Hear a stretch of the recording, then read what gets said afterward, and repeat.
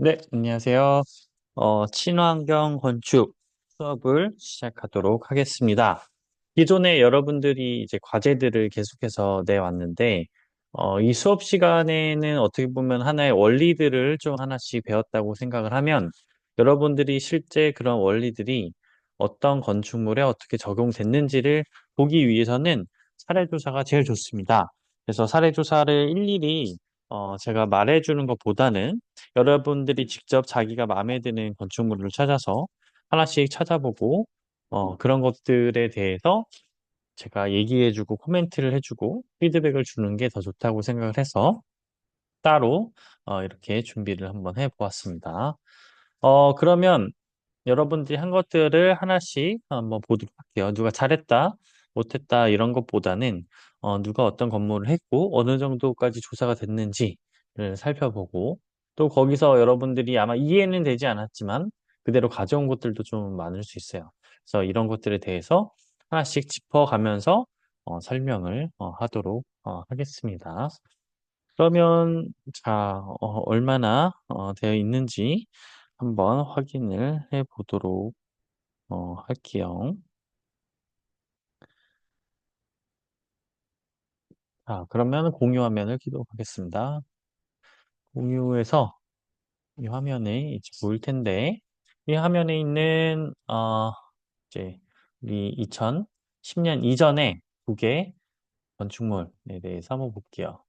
인서 학생부터 먼저 보는데, 보게 되면, 어, 밴쿠버 컨벤션 센터 웨스트를 찾아봤네요. 여기 센트르 이거는 아무래도 불어식 표현인 거고 영국식 표현인데 밴쿠버에서 컨벤션 센터 웨스트는 어떤 식으로 2009년에 지어졌는데 친환경 건축이 들어가 있는지를 한번 보도록 합시다. 그래서 쭉 보게 되면 이 밴쿠버 컨벤션 센터 웨스트는 2009년에 캐나다 밴쿠버 워터프론트 지역에 완공이 됐고요. 설계는 LMN 아키텍트스 그리고 MCMP 그리고 DA 아키텍처 앤 플래너스가 협력해서 진행했다고 합니다. 총 면적은 되게 크네요. 1000만, 10만, 11만 예, 제곱 정도로 이제 대형 컨벤션 시설이 있고 세계 최초로 더블 LED 미국에서 하고 있는 리드 미국에서 친환경 인증으로 하고 있는 리드인데 여기서도 등급이 있죠. 그중에서 가장 높은 등급이 플래티넘인데 그 플래티넘 등급을 획득했다. 그래서 국제적으로 가장 대표적인 친환경 건축물 컨벤션 센터 중에 하나로 평가가 되고 있다라고 합니다. 가장 항상 얘기했듯이 우리가 친환경 건축물을 할 때 그 지형 그리고 지리를 우리가 이용하는 게 제일 중요한데 가장 중요한 이 축을 잘 살린 것 같아요. 건물은 단순한 행사장이 아니라 도시와 해안선을 연결하는 상징적 건축물로 만들었다. 그래서 여러분들이 나중에 건물을 선정하고 디자인할 때는 과연 이 건축물이 그 주변과의 관계가 어떻게 되는가? 특히 이 건물로 인해서 도시축이나 생태축을 망치는 건 아닌지 이런 것들에 대해서도 많은 고민을 해봤으면 좋겠어요. 이렇게 보게 되면 옥상 전체에 조성된 6에이커 규모의 생태 녹화 지붕은 북미 최대 규모, 북미면 이제 캐나다, 미국 얘기하는 거죠. 거기서 제일 크다. 그 단열 효과, 그 열섬 효과 완화를 했고 비물 관리에 기여를 했다. 그래서 여기 제일 보면은 가장 중점적으로 보이는 것 중에 하나가 이 건축물 보게 되면 위쪽에 다 옥상 정원을 많이 쫙 깔았다는 걸 볼 수 있어요. 그 옥상 정원을 깔았을 뿐만 아니라 이렇게 기울어진 경사들을 다 만들었죠. 그리고 하나의 이 선들이 뭔가 이렇게 짝짝짝짝 나 있는 것 같아요. 그런 것들이 뭐 올라가는 거에도 도움이 되지만 어떻게 보면 이 빗물을 모으는데 좋은 효과를 가지고 있습니다. 그래서 지붕에서의 단순하게 그냥 옥상 정원에서의 그냥 물 주는 것뿐만 아니라 거기 모아진 빗물을 모으고 그런 것들을 다시 재활용할 수 있게. 뭐 재활용을 보통 화장실 이런 데서 이제 사용하죠. 이렇게 지붕에는 토착 식물이 있기 때문에 그곳에 뭐 조류, 곤충들, 서식지로 쓸 수도 있다는 거고 건물 하부는 되게 특이한 것 같아요. 건물 하부는 인공 안반을 따로 두어가지고 연어, 홍합 이런 것들이 같이 살 수 있게 해서 해양 생태 보건 기능도 수행하고 있다고 합니다. 우리가 보통 바다에 아무것도 없으면 뭐 그게 생태적으로 좋은 건가 싶기도 하지만 일부러 생태학자들은 오래된 범선을 침몰시킨다든지 아니면 어 테트라 같은 어떤 인공 물체를 넣기도 해요. 왜냐면 그런 것들이 그 이제 조류의 흐름을 막는 역할을 하고 그렇게 되면 거기에 산호초라든지 조개라든지 아니면 갑각류 같은 것들이 살 수가 있거든요. 그래서 여기서도 건축물이 단순하게 지상에만 있는 게 아니라 아 이제 어 물 안에도 어 해 중에도 만들어 둬서 해양 생물이 살 수 있도록 만들었다는 게 아주 독특한 것 같아요. 그리고 옥상 산책로, 자전거 길, 수변 산책로를 시민에게 개방해서 도시민의 생활 공간을 활용하게 했다라는 것 자체가 좋은 것 같습니다. 이처럼 건축물은 자연 그리고 인간, 도시를 아우르는 친환경 계획을 실현했다는 데서 큰 의미를 가지고 있는 것 같아요. 그리고 이 또 에너지 효율 측면에서 한번 이제 보게 되면은 어 이 해수열 교환 시스템이 있대요. 해수열 교환 시스템은 뭐냐면 오른쪽 그림에도 이제 가져와 있는데 그 안쪽에서 이제 뜨거운 공기가 나오고 나올 수밖에 없죠. 사람이 있다 보니까. 그런 것들을 관을 통해서 그 공기가 바다로 내려가면 어떻게 되죠? 예, 바다는 차잖아요. 바다는 차니까 그 차가운 공기로 해서 뜨거운 공기를 차갑게 한다. 그럼 그 차가운 공기가 차가운 물이 될 수도 있고 그런 것들을 다시 어 그 빌딩으로 보내게 되면 자연스럽게 바다가 차갑기 때문에 그 뜨거운 공기를 차갑게 해 줘서 열을 우리가 일부러 차갑게 하지 않더라도 쓸 수 있게 되는 거죠. 그래서 이러한 지상과 바닷물의 온도차를 활용해서 냉난방 에너지 사용을 크게 절감한 효과를 또 가져왔다는 거고 외벽에 설치된 대규모 유리 파사드를 봤을 때 유리 파사드가 무조건 좋다 나쁘다 뭐 그렇게 얘기할 수는 없지만 실내로 풍부한 자연광을 끌어들여서 조명 에너지 소비를 최소화하는 데 역할을 크게 했다. 아무래도 이제 유리 파사드 같은 경우는 다양한 자연광을 많이 가져오기 때문에 그 자연스러운 빛으로 인해서 내부에서는 조명을 많이 달 필요는 없어진다. 그런 효과로 인해서 조명은 곧 전기니까 전기를 쓰는 게 작아진다. 얘기를 하는 거겠죠. 그리고 건물 전반에 자연 환기 시스템과 고성능 단열재가 적용돼서 냉난방 부하를 최소화합니다. 자연 환기 시스템 역시도 우리가 창문을 어떻게 어디에 두느냐에 따라서 자연환기 시스템을 통해 시스템 전기세를 아낄 수 있기 때문에 이게 친환경적이라고 할 수가 있겠고 고성능 단열재 역시도 냉난방 부하를 최소화하는 데 역할을 할 수가 있겠죠.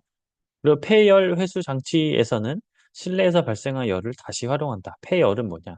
쓸모없는 열. 뭐 예를 들어서 여러분이 뭐 요리를 하면은 열이 나잖아요. 근데 지금은 사실 일반적으로 그 열을 그냥 내보내는 거지 그걸 활용을 하지 않는데 그 열들을 다시 회수한다. 그래서 쓸데없는 열들을 다시 회수해서 실제로 그 열이 필요한 뭐 물을 데울 수도 있고 아니면 난방에 쓸 수도 있고 그런 데 쓸 수 있게 에너지 순환 구조를 구현하는 데 다양한 시스템이 들어가 있다라는 것을 보여줍니다. 그리고 재생에너지 및 친환경 재료를 한번 보게 되면 건물 옥상에는 태양광 패널이 설치돼 있어서 뭐 기본적으로 탄소 배출을 뭐 줄이는 효과가 있을 것이고 또 이 밴쿠버라는 곳에 지역산 목재를 적극 활용해서 건축 자재 운송 과정에서 발생하는 탄소가 줄일 수 있겠죠. 아무래도 이제 밴쿠버인데 이것을 막 브라질이나 뭐 인도네시아에서 이 목재를 가졌다 하면은 사실은 목재 자체에서 친환경이라 할 수 있겠지만 그 목재를 가져오는 과정에서의 수많은 뭐 운송 비용과 다 탄소가 또 배출되기 때문에 지역에서 활용하는 것이 정말로 친환경 건축이다라는 얘기를 많이 합니다. 그래서 우리나라에서도 실제로 어떻게 하면 우리나라의 목재를 가지고 어 우리가 수입하지 않은 목재목을 가지고 탄소를 줄일 수 있을지를 고민하는 시기가 왔죠. 그리고 재활용 자재를 건축 과정에 반영해서 환경 부담을 최소화하려고 했다는 거. 그리고 내구성이 높은 마감재, 저탄소 시공법을 적용해서 건물의 수명을 늘리고 장기적으로는 유지 관리 비용과 환경적 영향을 줄이고자 이제 했습니다. 또 단순한 시공 단계를 좀 넘어 가지고 지속 가능한 건축 수명 주기를 고려한 설계라고 할 수가 있겠습니다. 그 인상적인 친환경 기술을 생태 지붕이라고 보았는데 앞에서도 조금 언급됐지만 이 생태 녹화 지붕이 세계 최대 규모라고 합니다. 옥상은 약 2.4 헥타르, 그래서 1000만, 10만, 40만 여종의 토착 식물이 심어져 있다. 그래서 복합적인 친환경 시스템이 작동한다고 하는데요. 첫 번째는 이 두꺼운 토양층과 식생은 건물의 단열재 역할을 합니다. 그게 뭔 말이냐? 아무래도 외부에서 그대로 태양빛을 이제 받게 되면 그 열을 우리가 단열재를 통해서 막게 되는데 두꺼운 토양층이 있게 되면 단열재 역할을 이미 해 주는 거고 그 토양층 위에 또 식물이 있고 그 식물은 결국에는 이제 어 공기와 이제 물을 흡수하고 이제 차가운 또 성질을 가지고 있기 때문에 그만큼 열을 또 막아주는 역할을 하죠. 그래서 이러한 토양층과 식생 자체가 단열재 역할을 해서 냉난방 에너지 절감에 크게 기여하는 면이 있다. 그리고 식물, 토양은 비가 올 때 빗물을 흡수 저장하여서 도시의 배수 부담을 줄일 수도 있고 또 대규모 녹지는 도시 열섬 현상, 아무래도 우리가 뜨거워지는 도시의 그런 역할을 지붕들이 좀 많이 해줘야 되는데 그런 역할도 하고 또 그 지붕에서는 조류, 곤충, 작은 동물도 서식지로 할 수 있는 생태계 복원의 역할을 한다라고 이제 얘기를 하고 있어요. 뭐 개인적인 소감에 대해서는 뭐 여러 가지 해 줬는데 요거는 넘어가도록 하겠습니다. 네, 다음을 한번 볼까요? 다음 건축물은 어떤 걸 조사했느냐면 솔라리에라고 하는 이제 건축물을 조사를 했는데 이건 뉴욕에 있습니다. 뉴욕에서 2003년에 준공이 완료가 됐고 인증은 이거 역시 미국에서 하고 있는 리드 플래티넘 가장 높은 등급을 2009년에 했다가 2023년에 다시 이제 받았을 때는 15년, 14년 네, 뒤에 받았을 때는 골드로 좀 떨어진 거예요. 네. 이제 더 높았는데 이제 점점 떨어진 게 뭐 유지 관리라든지 다양한 면이 존재했던 것 같아요. 이 친환경 건축물을 조사한 이유들 한번 봅시다. 북미 최초의 리드 인증을 받은 주거 고층 건물이라고 합니다. 그래서 어 사람이 살 수 있는 이제 고층 건물로서도 어떻게 하면 이 사람만 쾌적한 게 아니라 건물 자체가 친환경 건축물로 지어지는지를 이제 고려를 해서 만들었다. 그래서 건물 전체의 정책, 기술, 운영이 하나의 친환경 계획으로 수렴하도록 한번 만들어 봤어요. 그리고 자연 채광 극대화 및 조망 확보를 위한 설계 전략을 가지고 있는데 건물 평면 그리고 입면은 세대 내부로 자연광을 깊숙이 끌어들이고 외부 조망을 확보할 수 있도록 해서 그런 시각적인 것도 이제 중요하겠죠. 아무래도 여기 사람이 사는 곳이기 때문에 조망권 그리고 채광을 더 좋게 하려고 노력했다는 것을 여기서 얘기를 합니다. 배러리 파크 시티라고 하는 게 이제 주변에 어 이제 있는 뉴욕의 이제 공원을 얘기를 하는데 이 배러리 시티에서는 어 그 가이드라인이 있나 봐요. 이 가이드라인에 준수하고 반영을 해서 지속 가능한 것을 지키려고 했다. 이 가이드라인에는 에너지 효율성 목표, 물 관리 요구 사항, 자재 폐기물 관리, 조경, 공간 연계성 등 다방면의 설계 규범을 이제 만들었다고 해요. 그래서 이제 친환경 장치뿐만 아니라 보행성, 공공공간 연계, 대중교통 접근성 등 다양하게 통합적으로 음 고려를 해서 설계를 하게 됐다고 합니다. 거기서 에너지 효율 시스템을 보게 되면 고율 H100 시스템이 들어가 있죠. 여러분들이 많이 배웠던 H100이라고 하면 난방, 환기, 공조 이런 시스템을 우리가 얘기하는 거죠. 히팅, 벤틸레이션, 에어 컨디셔닝 이런 걸 얘기하는 건데 이런 H100 시스템이 고효율을 쓰게 되는 어떻게 보면 액티브적인 방법을 썼다. 여기에는 열회수 장치가 포함되어 있고 배출되는 공기의 열을 재활용 다시 그 열을 다시 재활용해서 실내 공조 효율을 높인다. 그래서 결국에는 냉난방 에너지를 약 35% 정도 절감시켰다고 합니다. 그리고 패시브적인 측면에서 고성능 창호 및 외피 단열을 했는데 고성능 단열층과 이중 유리, 여기서 로이라고 하는 코팅 유리를 사용해서 다양하게 여효율을 좋게 만들었다고 하고요.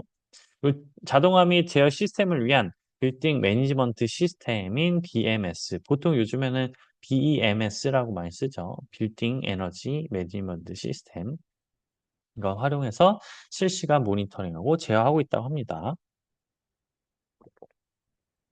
그리고 고효율 가전 및 기계 설비를 보게 되면 각 세대와 공용 공간에는 에너지스타 인증을 받은 냉장고, 세탁기, 조리기구 등이 설치되어 있다.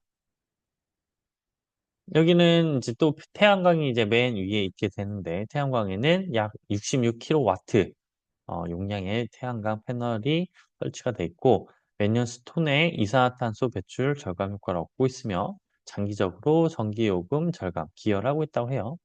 또 재생에너지 기반 온수를 공급을 하고 있는데 아무래도 태양광하고 태양열 지별기도 이제 있어서 태양광열을 통해서 급탕 시스템에 이제 어 차가운 물을 뜨겁게 이제 예열하고 활용하는 거죠. 그리고 아까 얘기한 배터리 파크 시티 집단 에너지 계획이 있는데 여기에 있는 통합으로 운영을 해서 실제적으로 건물뿐만 아니라 이 지역 차원에서의 친환경 에너지를 지켜나가는 효과를 가지고 있다. 그래서 환경적, 경제적 효과로는 약 35%의 전력 절감 효과를 가져왔고 지역 전체의 에너지 자립성과 지속 가능성을 강화하는 역할을 수행하고 있다고 합니다. 그럼 어떻게 지어졌는지 이 재료하고 공법도 여기 조사를 했는데 1 번은 심어진 녹색 지붕이 있었죠. 대기를 감소하고 이산화탄소 흡수하는 역할을 하고 두 번째는 다가구 주거용 골드 인증 건물인데 50% 이상 재활용 소재로 지어졌다는 거. 3 번은 건축 자재가 지역적으로 조달될 수 있게 했다는 점이 있어요. 지역선 자재를 통해서 이제 운송되는 데 발생하는 탄소를 줄였고 또 재활용 및 저탄소 자재를 먼저 활용을 했다. 그리고 저휘발성 유기화합물인 VOC, 우리가 유기훈미를 VOC라고 할 때 이런 것들이 이제 사람들의 쾌적성이나 건강에 영향을 미치기 때문에 최대한 낮은 저VOC나 무독성 제품 사용해서 실내 공기 질을 개선했다. 그리고 녹색 지붕 및 옥상 녹화 공법들을 이제 많이 했다. 그 패브리케이션이나 모듈러 공법은 이제 여기서 와 가지고 막 콘크리트 치고 만드는 게 아니라 이미 만들어져 있는 유닛들을 만들어 놓고 그 유닛들을 갖고 와서 그냥 조립을 하는 거죠, 레고처럼. 그런 공법을 하게 되면 탄소를 더 줄일 수 있으니까 그런 효과를 보기 위해서 이제 가졌다는 것을 알 수가 있어요. 그 수장 관리 그럼 시스템은 어떻게 되는지를 한번 보게 되면 1 번을 보게 되면 아무래도 옥상에 이제 식물하고 유기농 정원이 있다 보니까 여기에 빗물 저류 시스템을 이제 유지하고 있다. 이는 인도와 거리로 물이 유출되는 것을 최소화하게 해서 머금고 있다는 거죠. 그리고 이 머금은 물들을 재사용 시스템을 활용해서 어 실제로는 모은 것들이 여기 이제 다시 어 풀에게도 줄 수 있는 나무에게도 줄 수 있는 물로 활용되게 했다. 두 번째는 솔레어는 하루에 이제 물을 이만큼 폐수 재사용 시스템을 갖추고 있고 물 못자 뭐 냉각탑 구성에 사용이 된다. 그래서 현장 폐수 이 시설 자체가 다세대 주택 건물 내 건설된 미국 최초의 시설이라고 합니다. 3 번은 이 솔레어의 물은 입자를 최대 10 마이크론까지 걸러낸 활성탄을 포함하고 있어 가지고 이 필터가 있다 보니 아무래도 더 깨끗해진다는 거죠. 네, 그래서 우리가 그냥 어 빗물을 모을 뿐만 아니라 이것을 어떻게 절약하는지 또 상수를 사용하는지에 대해서 여기 설명이 되어 있어요. 그래서 이러한 중수도 및 빗물 재활용을 하고 다시 어 순환하게 만들어서 연간 향수 사용량 절감을 보게 되면 약 반절 50%나 절감을 했다고 하고요. 도시 하수도 부담 감소에도 긍정적으로 영향을 미쳤다고 합니다. 가장 인상적인 기술이 뭐냐 봤더니 여기서는 빌딩 매니지먼트 시스템이었다. 그래서 이 건물 자체에서 뭐 창문이든 문이든 아니면 뭐 냉방 시설이든 난방 시설이든 가장 최적의 온도 값이나 어 습도 값이나 아니면 뭐 바람이 잘 들어오는지를 체크를 해서 이 건물이 제대로 운영이 되는지 건물 선는 최적화를 목표로 하는 핵심 기술을 얘기들 해 주고 있습니다. 그래서 이런 조사를 잘 끝냈고요. 다른 건물들을 이제 한번 또 보게 되면 여기서는 이제 치추 아트 뮤지엄을 인제 가지고 왔어요. 아주 형태 자체가 아주 재밌는 형태를 가지고 있죠. 이것도 딱 보면은 그냥 위에 옥상 정원이 아주 뭐 거의 산처럼 전혀 이게 건물인지 뭐 뭔지 이렇게 알 수 없게 조사한 거를 알 수가 있어요. 이 어 치추 미술관은 안토 타다오가 만들었다고 하는데 역시 안토 타다오 느낌이 팍팍 나죠. 2004 년에 미술관으로 만들었다. 컨셉 자체가 "지중해 숨은 미술관이다." 그래서 자연환경하고 경관을 보존하려고 했다라는 것을 우리가 알 수가 있어요. 그래서 이 건축 계획 및 기술 분석을 보게 되면 수단 관리 시스템이 아무래도 이제 땅속에 있다 보니 제일 중요할 텐데 지하 건물 배수 설계를 했고 자연 상태 보존을 해 가면서 어 인제 마련한 계획이다. 그리고 지열 활용 그리고 자연 채광을 또 이용했는데 지열 에너지 활용 같은 경우를 보면은 땅속의 일정한 온도를 활용하고 외부 기온 변화에 덜 영향을 받아서 냉난 반포가 크게 줄고 또 자연 채광과 환기를 하려고 했다. 여기서 아무래도 창문이 잘 없다 보니까 여기서 끌어들이는 것은 이제 위쪽에 있는 스카이라이트 이제 천창에 있는 거죠. 그래서 천장에 있는 거죠. 그래서 천창, 그 보이드를 좀 활용해서 지하 공간 깊숙이도 자연광을 끌어들이려고 이제 하려고 했다. 그리고 자연 환기도 이 보이드 공간을 통해서 빈 공간이 하나의 공기의 흐름을 유도할 수 있게 만들었다는 것을 알 수가 있어요. 그 친환경 재료를 보더라도 뭐 안도타다오 자체가 노출 콘크리트를 많이 쓰는데 이 콘크리트 자체가 뭐 열 용량 자체가 크다 보니까 에너지 절감 측면도 있지만 물론 여기 단열재를 안 넣으면 또 나쁜 측면이 있습니다. 그리고 그냥 보이드라고 하고 뻥뻥 뚫려 있으면 사실은 건축물이 친환경적이라고 할 수는 없어요. 뭐 좋은 면도 있겠지만 나쁜 면도 같이 존재한다. 그래서 안토타다는 사실 일반적으로 친환경 건축가라고 얘기는 하기 좀 어려울 것 같아요. 뭐 물론 여기서는 화학 물질 사용을 최소화하고 지속 가능하게 내구성을 좀 좋게 하고 지역성 자원 절약을 했다는 측면이 있긴 합니다. 그래서 여러분들이 계속 보다 보면 이제 아마 겹치는 용어들이 이제 보이기 시작할 거예요. 가장 좋은 게 뭐였냐? 기술 봤더니 지중화 디자인이 좋았다. 이 건축물을 지하에 매립해서 자연 풍경을 그대로 보존하려고 이제 했고 이 세모 데모 이게 이런 형태들을 좀 표현하는 게 딱 보이고 있죠. 보이지 않는 건축이라는 개념으로 인간 활동이 자연의 일부가 되는 가능성을 제시하려고 했다라는 것을 알 수가 있습니다. 그래서 이번에는 치추 미술관에 대해서 우리가 봤고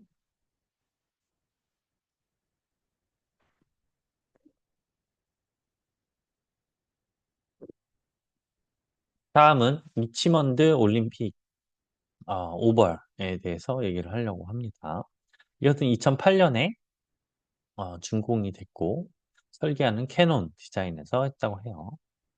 그래서 여기서 이제 보게 되면 이제 크게 에너지 효율 시스템, 친환경 재료 및 공법을 썼는데 에너지 효율 시스템은 뭐 폐열 시수 시스템 그래서 아이스 링크가 있다 보니 여기에서 발생한 폐열을 회수해서 난방하고 온수에 재활용했고 자연 채광을 최대한 극대화하려고 했다.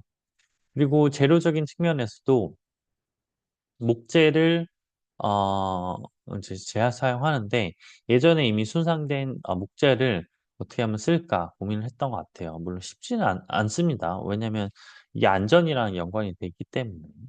그리고 우드 웨이브 패널 지붕 시스템을 해서 경량 이제 아무래도 나무가 콘크리트보단 가볍잖아요. 그래서 경량을 하고 대규모 곡선 지붕을 가능하게 하는 이런 하이브리드 목재 강철 구조를 했다라고 할 수가 있어요. 그 멜버른 시의회 청사도 인제 조사를 했는데 이 멜버른 시위 청사는 2006년에 준공이 됐습니다. 멜버른에서 이제 것만 보더라도 우리가 바로 이런 나무 이제 루버들을 많이 쓴 걸 볼 수가 있고, 여기도 에너지 효율 시스템 같은 경우는 자연 환기와 그리고 자동화 시스템, 그래서 오토메이션 시스템이 들어가 있다라는 게 특징적으로 얘기를 할 수가 있어요. 그리고 친환경 재료에서도 이제 어 휘발성 유기 화합물인 VOC를 좀 낮게 한다든지 지속 가능한 구조를 썼다. 그럼 가장 인상적인 게 뭐였냐? 그래서 이제 그림이 여러분들 보면 재밌겠죠. 이런 환기 시스템 같은 경우는 업무 시간에는 지붕 층위의 공기 조절 장치를 작동해 가지고 바깥 공기가 바닥에서 이제 실내 공급을 해줄 수 있게 하고, 업무 시간 외에는 바깥 공기가 창문을 통해서 이제 공급을 해 주게 하는 형태로 이제 설계를 했다고 합니다. 그리고 냉방 같은 경우는 패시브 시스템 차가운 공기가 야간에 실내로 이제 들어와서 차가운 공기가 오게 되면 아무래도 시원해지니까 그렇게 하려고 했고, 액티브적으로는 방열 패널 천장 하부에 부착을 시킬 수 있다. 그래서 패널 속에서 물이 순환할 수 있도록 하게 해 줬다는 게 특징입니다. 그리고 오른쪽 그림 같은 경우는 이게 음 이제 물이 있는 거죠. 물을 여기서 떨어뜨리게 되는데 거기서 차가운 공기가 나오게 되고, 이 물들이 처음에는 이제 17도 디그리라고 하는 17도 도에서 시작을 해서 아래로 떨어지면 떨어질수록 이런 차가운 공기로 이제 증발하는 것도 있다 보니까 온도가 조금 몇 도, 거의 4 도나 떨어진다고 해요.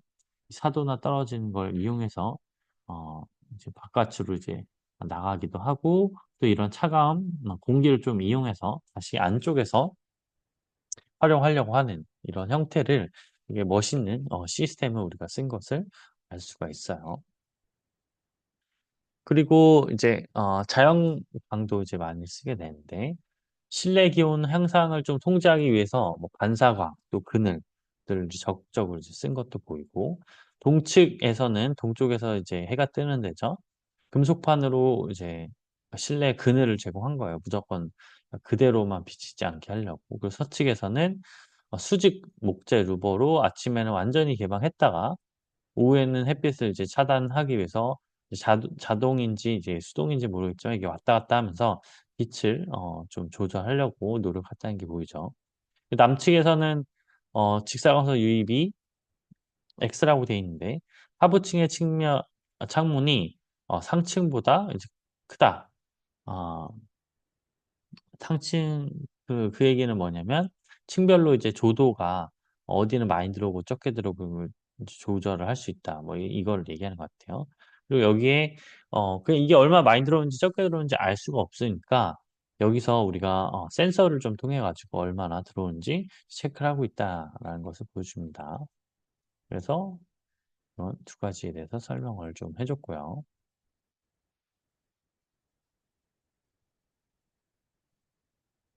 다음은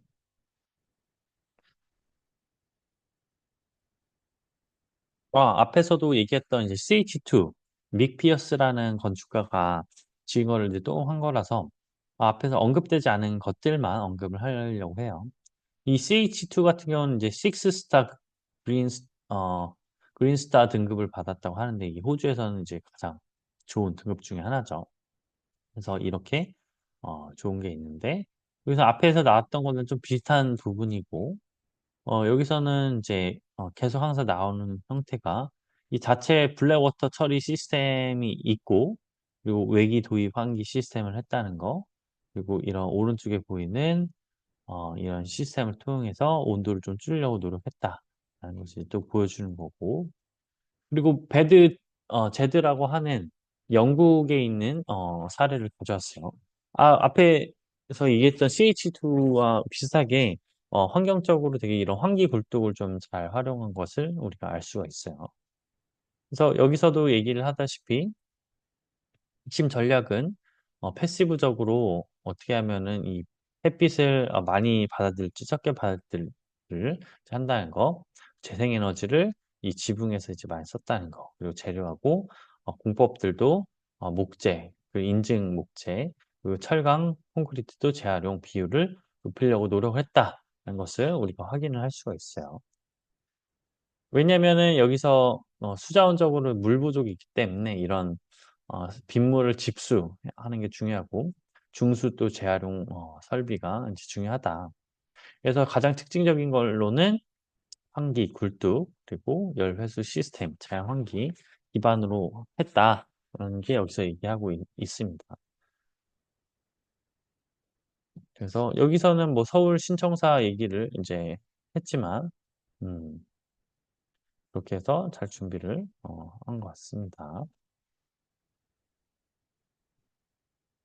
다음은 PPT인데,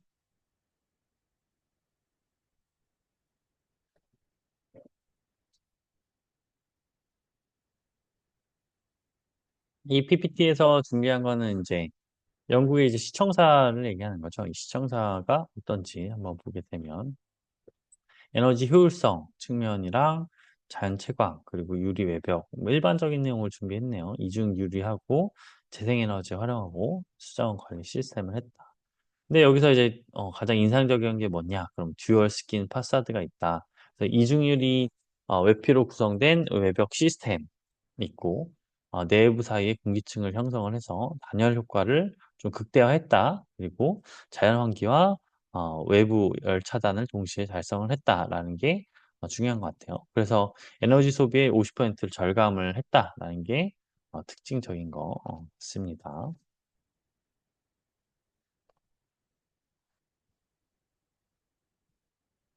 위로 올라갔네. 네, 다음 또 보게 되면 여기는 이제 원앤투 포토맥 야드라고 하는 2006년에 완공된 오피스 건물을 가져왔어요. 이거는 이제 미국 워싱턴 DC 부분에 있는 건데 이 건물 같은 경우는 이제 리드 골드를 받았다고 합니다. 제일 높은 계속 오른쪽에 있는 플래티넘보다 한 단계 낮은 어, 골드를 했다가 향후에는 이제 모두 다 플래티넘으로 승격됐다고 해요. 그만큼 관리를 잘 했다는 거죠. 여기서도 이제 비슷한 것들이 많이 나옵니다. 고성능 창호 시스템, 개방형 실내 구조를 이제 했다는 거고 조명도 밀도를 좀 낮추려고 노력을 했고 빌딩 관리 시스템 그리고 백업 전원 시스템을 이제 활용을 했다. 그리고 물 절약 수장 관리 측면에서는 저울량 이제 기기를 좀 사용했고 조경, 빗물 침투 처리 및 오염물을 제거하려고 했습니다. 그리고 항상 우리가 보듯이 그린 루프를 설치했고 재료 및 자재 전략에서는 콘크리트를 35% 재활용 재료를 좀 쓰고 그리고 목재는 FSC라고 하는 친환경적인 인증 목재를 사용했습니다. 그리고 실내 환경 품질 유지 관리에서도 실내 공기질 확보를 위한 여러 가지 활동들과 어, 해충 관리 전략들을 이제 적용했다는 것을 볼 수가 있어요. 그리고 캘리포니아 아카데미 오브 사이언시스도 과학관을 이제 조사했는데도 여기서도 보면 렌조 피아노가 설계해서 매우 유명하죠. 근데 맨 위에 보면 어떻게 지붕에 다 다양하게 이제 온실과 옥상 정원을 해놓은 걸 볼 수가 있어요. 이거는 리드에서 플래티넘 등급을 받았다. 그래서 녹색 지붕 같은 경우가 상당히 크죠. 그래서 대재로 토착총 중심으로 이제 지었다. 그래서 녹색 지붕의 효과들을 또 나열했고 또 에너지 효율 및 자연 환기, 자연 채광을 보더라도 법적 대비 30에서 35% 적은 에너지 사용하고 있고 그 이유는 자연 채광을 했고 지붕 도마하고 자연 환기창도 있고요. 날씨 환경에 따라서 자연 환기를 통해서 온도 조절도 가능하게 했습니다. 그리고 재생 가능 에너지, 이제 물 절약 측면에서도 태양광 패널을 이제 활용을 했다. 친환경 재료 같은 경우는 FSC 이런 산림관리위원회에서 이제 인증된 나무를 썼다. 그럼 가장 인상적인 친환경 건축, 친환경 기술은 뭐니? 했더니 여기서도 크로스 섹션에서 보게 되면은 우리가 둥근 온실벽 하든지 이런 천문 볼 수 있는 게 있고 기술적으로는 뭐 여러 가지 이제 비오톱이나 생태가 있는 걸 우리가 알 수가 있죠. 그리고 기대 효과가 그래서 다양하게 이제 나오는 것 같아요. 에너지 절감, 생물 다양성, 교육적 가치, 그리고 경관 향상에도 도움이 되고, 당연히 탄소 저감을 했다라는 것을 보여줍니다.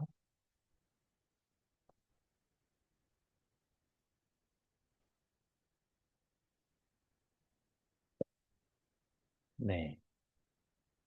다음은, 이게 읽기가 어렵네. 슈즈론 원 얼스 캠퍼스 2009년에 준공된 것들을 이제 플래티넘 등급을 받은 걸 가져왔어요. 컨셉은 오피스 이너 가든이라고 얘기를 했고요. 데일라이트는 이제 자연채광을 가져왔다는 거, 쉐이딩, 엔벨롭. 그래서 외부 루버나 이제 부분 자가 음영이나 테라스를 해서 태양 복사열을 차단할 부분을 찾아하려고 했다. 그래서 에너지 효율 시스템 같은 경우 보면 센서, 그리고 벤틸레이션 환기, IBMS라고는 통합 빌딩 관리, 그 엔벨롭과 서머라고 하는 열 관리도 했다는 것을 보여주고 있어요. 그래서 재활용 에너지 활용을 보게 되면 100% 이제 재생 에너지를 썼다. 이제 이거는 이제 풍력과 태양광을 온사이트 그 위에 쓰기도 하고 여기 없는 풍력 같은 경우 다른 지역에 있는 것을 이제 끌어온 것들을 활용해서 에너지를 충당하려고 했다. 친환경 재료도 이제 70% 이상 저탄소 재생, 신속 재생 자재를 좀 사용을 했고요. 플라이애쉬 블록을 활용해서 단열, 자원순환 강화를 한 것을 우리가 볼 수가 있습니다. 수자원 관리 역시도 레인워터 시스템이나 워터 세이빙스, 리사이클링을 하게 됐습니다. 왜 이렇게 다 영어로 했는지 모르겠지만 항목, 수치, 출처가 이렇게 정리를 또 했습니다. 그래서 인상적인 기술 같은 경우도 이제 100% 재생에너지 전력, 스마트 제어 시스템 이런 것들을 가져와서 패시브 디자인, 냉난방, 조명 부하를 최소화했다라는 걸 했어요. 근데 이거는 아쉬운 거는 아니 대체 그림이 없어가지고 대체 무슨 건물 한 건지 모르겠어요. 다음부터는 무슨 그림 했는지를 조금 가져왔으면 좋겠습니다.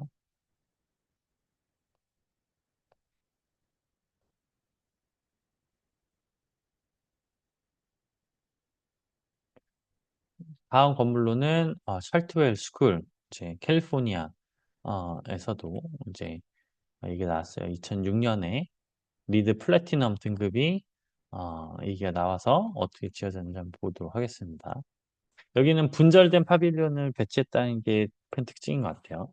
단일의 거대한 건물 대신에 여러 개의 작은 교실동으로 나눠서 캠퍼스 전체 분산 배치를 했는데 그러면서 자연에너지 유입 경로를 좀 확보를 했었죠. 그래서 이제 바람길을 좀 만든 거예요. 바람길을 하고 햇빛이 골고루 들어올 수 있게 이제 햇빛 통로도 만들고 환기 채광 조건에 유리한 위치를 갖기. 자연 지형 보존은 뭐 여러분이 많이 겪겠지만 무조건 이제 평평하게 만든 게 아니라 경사진 부지를 이제 다양한 형태로 좀 쪼개 가지고 그 기존 지형과 배수 체계가 그대로 살릴 수 있게 이렇게 하기도 했습니다. 그 건물의 향과 형태를 보게 되면 열 효율등 및 손실 제어를 좀 하기 위해서 건물의 긴 면을 남쪽과 북쪽으로 이제 두었다.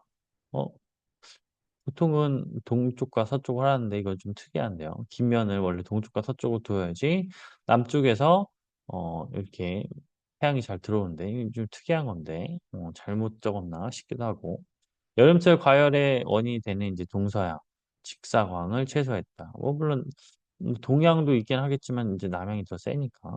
그래서 남쪽 같은 경우는 뭐 차양을 하기도 하고 적극적으로 이제 북쪽에서는 잘 안 오니까 받아들이려고 이제 했다. 뭐 환기 및 채광 측면에서도 건물의 폭이 좁아서 창을 열면 맞통풍이 쉽게 이루어진다. 그래서 자연광이 공간 전체에 퍼질 수 있게 한 걸 알 수가 있고요. 그 내부 공간의 유기적인 연계를 위해서 외부 복도 계획이라든지 최대 개방이 가능한 인면을 어떻게 했는지 여기서 보여주고 있어요. 그래서 에너지 효율적인 거는 앞에서도 설명을 많이 했기 때문에 뭐 고단열 외피, 고성능 창호, 자연 채광 설계, 또 복사 난방, 고율 조명 및 제어 시스템 이런 게 있었다라는 것을 설명을 하고 있어요. 그리고 태양광 발전 PV 시스템을 얘기하는 거고 지열등 난방도 이제 얘기를 했다. 그리고 재료적인 측면에서도 재료 절감 설계를 하려고 노력을 했고 저탄소 콘크리트와 DFD라고 하는 디자인 폴 디컨스트럭션을 통해서 우리가 이 전주기적으로 어떻게 하면 좀 재활용과 재사용이 가능한지를 얘기했고 친환경 인증 자재도 목재에서 FSC 그리고 저 VOC 도료 접착제를 사용해서 하려고 했다. 그리고 빗물 수집 및 재활용이나 저유량 설비, 그리고 친환경 조경 설계를 하려고 했다. 이것을 알 수가 있어요. 그래서 인상적인 게 여기서는 이제 저탄소 콘크리트를 얘기를 했어요. 기존에 있었던 콘크리트에서 어떻게 하면 이 콘크리트가 조금 배출량을 좀 줄일 수 있을지를 고민한 콘크리트를 써서 보여주는 걸 알 수가 있습니다.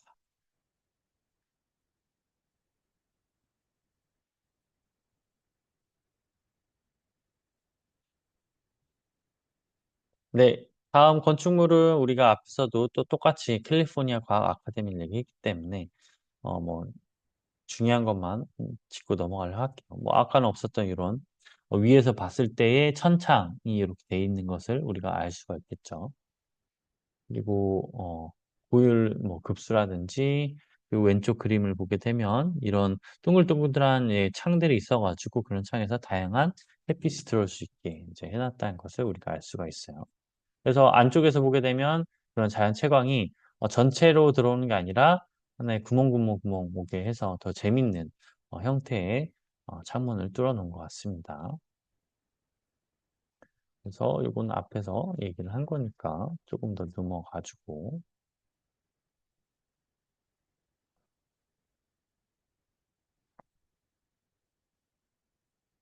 다음 건축물 같은 경우는 이제 일본이네요. 타이세이 삿포로 빌딩에 대해서 이제 가져왔어요. 매우 모더니즘 스타일로 깔끔하게 지어진 건물 같은데 여기서 어떠한 계획이 있는지 한번 볼게요.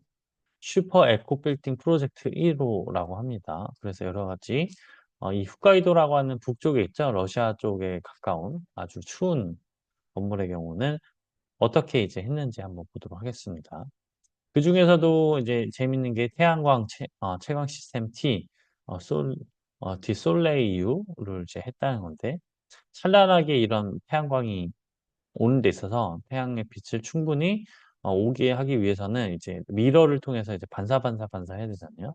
그 반사들을 맨 위에서 빛들이 다양하게 찾아갈 수 있도록 이런 반사각들을 좀 조정을 했다. 그래서 이런 사계절 내내 무조건 쨍하게 들어오는 게 아니라 아주 많지도 않고 아주 적지도 않게 다양하게 음 하기 위해서 이런 것을 사용했다. 그리고 외단열 뭐 로이 유리나 콘크리트는 이제 노출 이제 디자인 측면에서 어떻게 이제 단열성을 강화시켰는지 보여주고 있고요.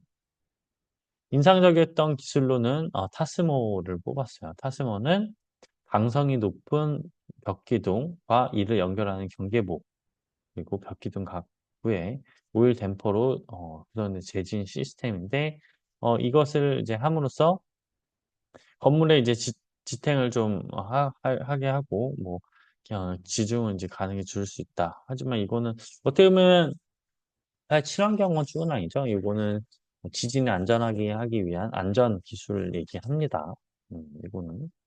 그리고 북극 공조 시스템 놀슨 클라이밋 H백을 가져왔는데 여기는 좀 춥다 보니까 이런 획기적인 공조 시스템이 중요하게 되는데 우리가 앞에서도 얘기했던 다양한 효과들이 있기 때문에 요거는 뭐 그림 참조도 좋을 것 같아요.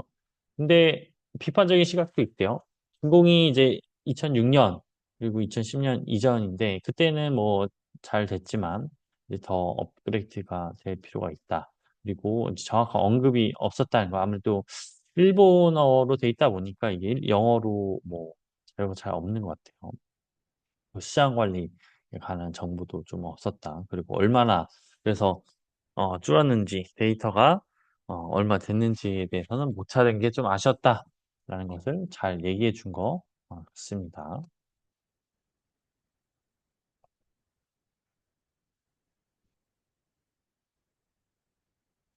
다음 건물은 런던 시청.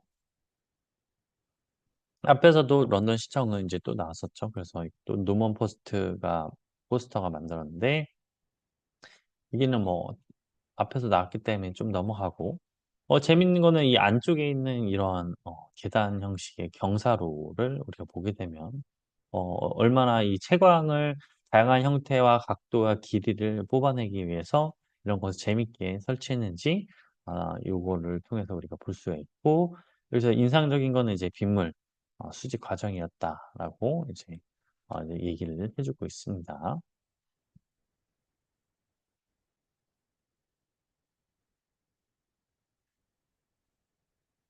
그리고 다른 거는 이제 어 건물이 또 똑같은 걸 얘기했어요. 그래서 똑같은 건물 그리고 CH2 역시도 앞에서 언급이 됐기 때문에 이것은 이제 넘어가도록 하겠습니다.